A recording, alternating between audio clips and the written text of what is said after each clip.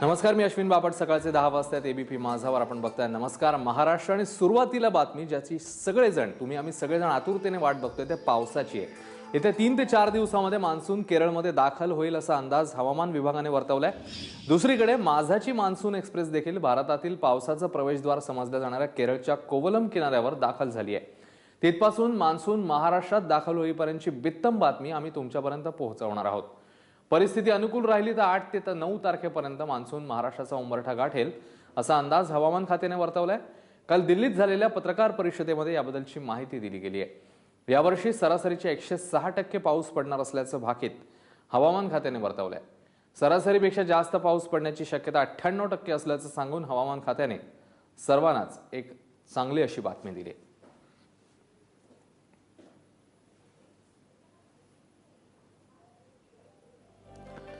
तेव्हा पावसाच्या प्रवेशद्वारावर आता प्रतीक्षा आहे ती पावसाच्या प्रवेशाची, पावसाच्या एंट्रीची. 10 तारखेपर्यंत अशी स्थिती राहिली तर मान्सून महाराष्ट्राच्या उंबरठ्यावर येऊ शकतो.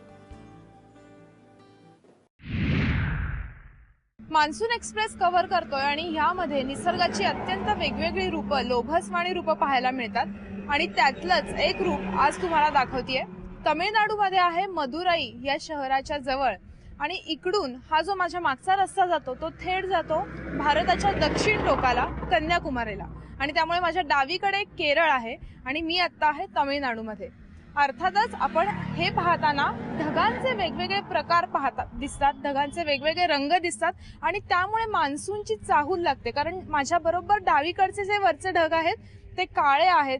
काळ्या ढगांनी आकाश व्यापायला सुरुवात केली आहे केरळचं. केरळमध्ये मागच्या काही दिवसांपासून पूर्वमोसमी पावसालाही सुरुवात झालेली आहे. पण तमिळनाडूमध्ये जेव्हापासून आम्ही आलोय तेव्हापासून मात्र पाऊस अजिबात नाहीये. तमिळनाडूमध्ये आल्यापासून नारळाच्या बागा दिसतायत, भातशेती दिसतेय. परंतु ह्या बाजूचे ढग जर पाहिले तमिळनाडूचे म्हणजे भारताच्या ह्या सगळ्या पूर्व किनारपट्टीवरचे ढग पाहिले तर ते मात्र तेवढे काळे गडद दिसत नाहीयेत आणि इथे अर्थातच त्यामुळे पाऊस नाहीये. मान्सूनची चाहूल लागली आहे. महाराष्ट्रातल्या शेतकऱ्यांना मान्सूनची अत्यंत जास्त प्रतीक्षा आहे. केरळवर हे दिसणारे काळे ढग म्हणजे पश्चिम किनारपट्टीवर जमलेले हे काळे ढग आणि पूर्व किनारपट्टीवर तिकडच्या शेतकऱ्यांनाही असलेली मान्सूनची आस ही यामधून दिसत राहते.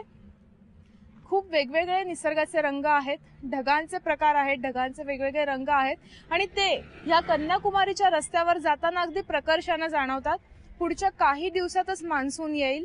इकडच्या शेतकऱ्यांबरोबरच महाराष्ट्रातल्या शेतकऱ्याची प्रतीक्षा संपेल.